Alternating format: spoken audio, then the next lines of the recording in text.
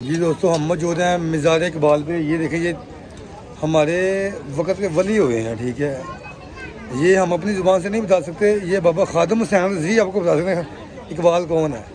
उनके बयान में आपने सुना होगा कि इकबाल कौन है, इकबाल की क्या शान है। ये बड़ी अजीम हस्तियाँ पाकिस्तान बनाने में इनका बड़ा अहम किरदार है। इन्होंने बड़ी हिम्मत और बड़ी कोशिश से इन्होंने मेहनत करके पाकिस्तान बनाया और आज हम आज़ाद घूम रहे हैं। इनका बहुत शुक्रिया। ये वक़्त के वली हैं।